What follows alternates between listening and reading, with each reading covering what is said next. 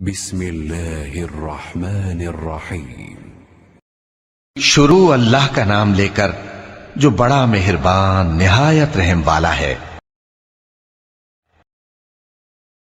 رسول اللہ صلی اللہ علیہ وآلہ وسلم سب لوگوں سے زیادہ جواد سخی تھے، اور رمضان میں دوسرے اوقات کے مقابلے میں جب جبرائیل علیہ السلام آپ صلی اللہ علیہ وآلہ وسلم سے ملتے بہت ہی زیادہ جود و کرم فرماتے۔ جبرائیل علیہ السلام رمضان کی ہر رات میں آپ صلی اللہ علیہ وآلہ وسلم سے ملاقات کرتے اور آپ کے ساتھ قرآن کا دورہ کرتے۔ غرض حضرت صلی اللہ علیہ وآلہ وسلم لوگوں کو بھلائی پہنچانے میں بارش لانے والی ہوا سے بھی زیادہ جود و کرم فرمایا کرتے تھے۔ صحیح بخاری حدیث نمبر 6۔ ہرقل شاہ روم نے قریش کے قافلے میں ایک آدمی بلانے کو بھیجا، اور اس وقت یہ لوگ تجارت کے لیے ملک شام گئے ہوئے تھے، اور یہ وہ زمانہ تھا جب رسول اللہ صلی اللہ علیہ وسلم نے قریش اور ابو سفیان سے ایک وقتی عہد کیا ہوا تھا۔ جب ابو سفیان اور دوسرے لوگ ہرقل کے پاس ایلیا پہنچے جہاں ہرقل نے دربار طلب کیا تھا، اس کے گرد روم کے بڑے بڑے لوگ، علماء، وزراء و امراء بیٹھے ہوئے تھے۔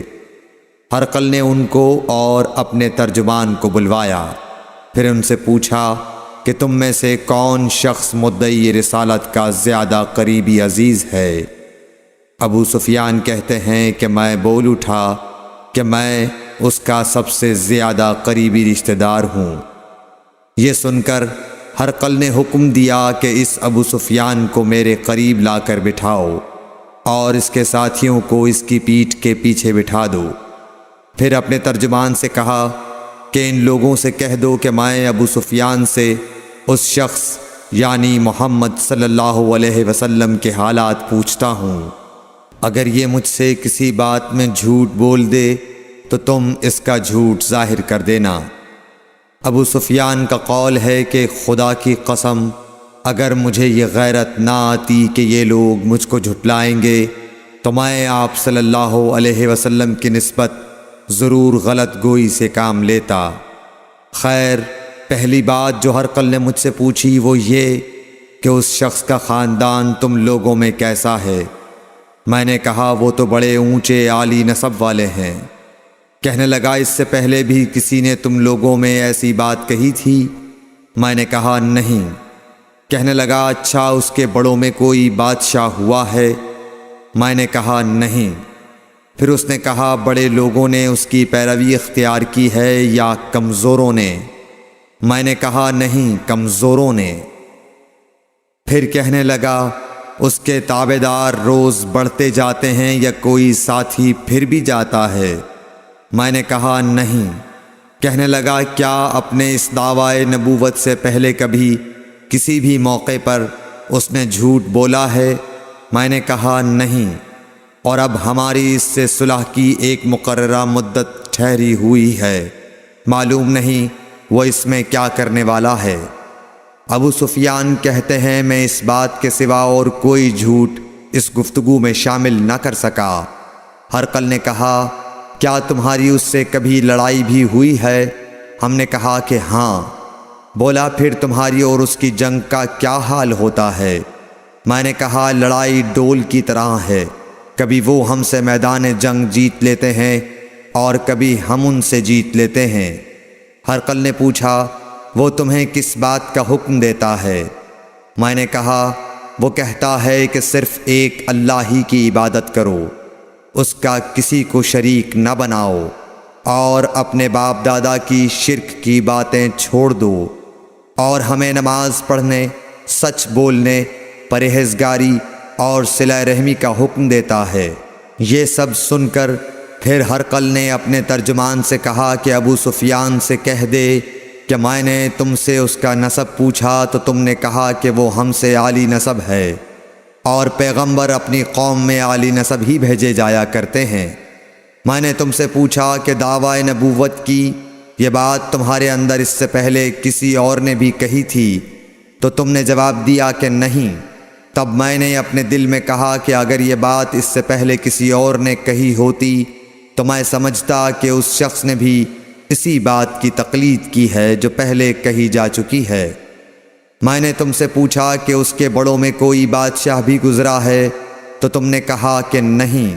تو میں نے دل میں کہا کہ ان کے بزرگوں میں سے کوئی بادشاہ ہوا ہوگا تو کہہ دوں گا کہ وہ شخص اس بہانے اپنے آباء و اجداد کی بادشاہت اور ان کا ملک دوبارہ حاصل کرنا چاہتا ہے۔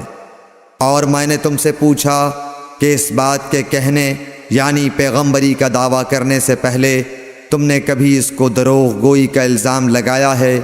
تم نے کہا کہ نہیں۔ تو میں نے سمجھ لیا کہ جو شخص آدمیوں کے ساتھ دروغ گوئی سے بچے وہ اللہ کے بارے میں کیسے جھوٹی بات کہہ سکتا ہے۔ اور میں نے تم سے پوچھا کہ بڑے لوگ اس کے پیرو ہوتے ہیں یا کمزور آدمی؟ تم نے کہا کمزوروں نے اس کی اتباع کی ہے۔ تو دراصل یہی لوگ پیغمبروں کے متبعین ہوتے ہیں۔ اور میں نے تم سے پوچھا کہ اس کے ساتھی بڑھ رہے ہیں یا کم ہو رہے ہیں؟ تم نے کہا کہ وہ بڑھ رہے ہیں، اور ایمان کی کیفیت یہی ہوتی ہے حتیٰ کہ وہ کامل ہو جاتا ہے۔ اور میں نے تم سے پوچھا کہ آیا کوئی شخص اس کے دین سے ناخوش ہو کر مرتد بھی ہو جاتا ہے؟ تم نے کہا نہیں۔ تو ایمان کی خاصیت بھی یہی ہے، جن کے دلوں میں اس کی مسرت رچ بس جائے وہ اس سے لوٹا نہیں کرتے۔ اور میں نے تم سے پوچھا کہ آیا وہ کبھی عہد شکنی کرتے ہیں؟ تم نے کہا نہیں۔ پیغمبروں کا یہی حال ہوتا ہے، وہ عہد کی خلاف ورزی نہیں کرتے۔ اور میں نے تم سے کہا کہ وہ تم سے کس چیز کے لیے کہتے ہیں؟ تم نے کہا کہ وہ ہمیں حکم دیتے ہیں کہ اللہ کی عبادت کرو، اس کے ساتھ کسی کو شریک نہ ٹھہراؤ، اور تمہیں بتوں کی پرستش سے روکتے ہیں، سچ بولنے اور پرہیزگاری کا حکم دیتے ہیں۔ لہٰذا اگر یہ باتیں جو تم کہہ رہے ہو سچ ہیں تو ان قریب وہ اس جگہ کا مالک ہو جائے گا کہ جہاں میرے یہ دونوں پاؤں ہیں۔ مجھے معلوم تھا کہ وہ پیغمبر آنے والا ہے، مگر مجھے یہ معلوم نہیں تھا کہ وہ تمہارے اندر ہوگا۔ اگر میں جانتا کہ اس تک پہنچ سکوں گا تو اس سے ملنے کے لیے ہر تکلیف گوارا کرتا۔ اگر میں اس کے پاس ہوتا تو اس کے پاؤں دھوتا۔ ہرقل نے رسول اللہ صلی اللہ علیہ وسلم کا وہ خط منگایا جو آپ نے وحیہ کلبی رضی اللہ تعالیٰ عنہ کے ذریعے حاکم بصرہ کے پاس بھیجا تھا، اور اس نے وہ ہرقل کے پاس بھیج دیا تھا۔ پھر اس کو پڑھا تو اس میں لکھا تھا، اللہ کے نام کے ساتھ جو نہایت مہربان اور رحم والا ہے۔ اللہ کے بندے اور اس کے پیغمبر محمد صلی اللہ علیہ وسلم کی طرف سے یہ خط ہے شاہ روم کے لیے۔ اس شخص پر سلام ہو جو ہدایت کی پیروی کرے۔ اس کے بعد میں آپ کے سامنے دعوت اسلام پیش کرتا ہوں۔ اگر آپ اسلام لے آئیں گے تو دین و دنیا میں سلامتی نصیب ہوگی، اللہ آپ کو دوہرا ثواب دے گا، اور اگر آپ میری دعوت سے روگردانی کریں گے تو آپ کی رعایا کا گناہ بھی آپ ہی پر ہوگا۔ اور اے اہل کتاب، ایک ایسی بات پر آ جاؤ جو ہمارے اور تمہارے درمیان یکساں ہے، وہ یہ کہ ہم اللہ کے سوا کسی کی عبادت نہ کریں اور کسی کو اس کا شریک نہ ٹھہرائیں، اور نہ ہم میں سے کوئی کسی کو خدا کے سوا اپنا رب بنائے۔ پھر اگر وہ اہل کتاب اس کتاب سے منہ پھیر لیں تو مسلمانوں، تم ان سے کہہ دو کہ تم مانو یا نہ مانو، ہم ایک خدا کے اطاعت گزار ہیں۔ ابو سفیان کہتے ہیں، جب ہرقل نے جو کچھ کہنا تھا کہہ دیا اور خط پڑھ کر فارغ ہوا تو اس کے ارد گرد بہت شور و غوغا ہوا، بہت سی آوازیں اٹھیں اور ہمیں باہر نکال دیا گیا۔ تب میں نے اپنے ساتھیوں سے کہا کہ ابو کبشہ کے بیٹے حضرت صلی اللہ علیہ وسلم کا معاملہ تو بہت بڑھ گیا۔ دیکھو تو اس سے بنی اصفر روم کا بادشاہ بھی ڈرتا ہے۔ مجھے اس وقت سے اس بات کا یقین ہو گیا کہ حضور صلی اللہ علیہ وسلم ان قریب غالب ہو کر رہیں گے، حتیٰ کہ اللہ نے مجھے مسلمان کر دیا۔ راوی کا بیان ہے کہ ابن ناطور ایلیا کا حاکم ہرقل کا مصاحب اور شام کے نصارہ کا لاٹ پادری بیان کرتا تھا کہ ہرقل جب ایلیا آیا ایک دن صبح کو پریشان اٹھا تو اس کے درباریوں نے دریافت کیا کہ آج ہم آپ کی حالت بدلی ہوئی پاتے ہیں، کیا وجہ ہے؟ ابن ناطور کا بیان ہے کہ ہرقل نجومی تھا، علم نجوم میں وہ پوری مہارت رکھتا تھا۔ اس نے اپنے ہم نشینوں کو بتایا کہ میں نے آج رات ستاروں پر نظر ڈالی تو دیکھا کہ ختنہ کرنے والوں کا بادشاہ ہمارے ملک پر غالب آ گیا ہے۔ بھلا اس زمانے میں کون لوگ ختنہ کرتے ہیں؟ انہوں نے کہا کہ یہود کے سوا کوئی ختنہ نہیں کرتا، سو ان کی وجہ سے پریشان نہ ہوں۔ سلطنت کے تمام شہروں میں یہ حکم لکھ بھیجیے کہ وہاں جتنے یہودی ہوں سب قتل کر دیے جائیں۔